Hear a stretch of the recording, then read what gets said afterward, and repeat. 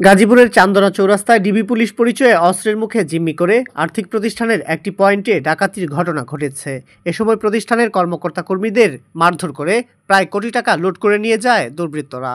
Police ঘটনাস্থলে গিয়ে অপরাধীদের ধরার আশ্বাস দিয়ে গণমাধ্যম কর্মীদের বিষয়টি না জানানোর পরামর্শ দেন বলেও অভিযোগ করেছেন নগদের কর্মকর্তারা।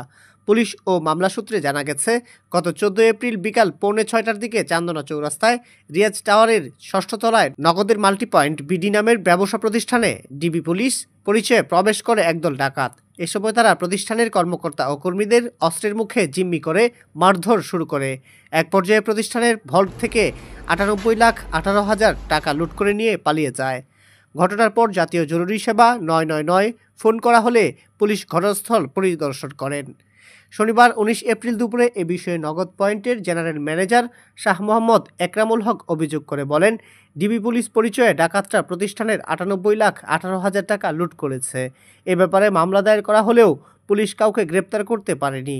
তিনি বলেন, ঘটনার পর পুলিশ ঘটনাস্থল পরিদর্শন শেষে দ্রুত আসামিদের গ্রেপ্তারের আশ্বাস দিয়ে বিষয়টি গণমাধ্যম কর্মীদের না জানাতে আমাদের অনুরোধ করেন।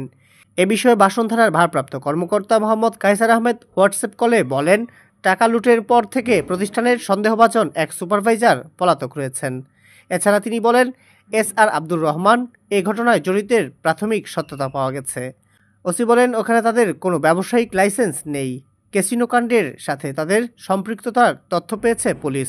বিধায় সংশ্লিষ্টরা গণমাধ্যমকে বিষয়টি অবহিত করতে বারণ করেছেন।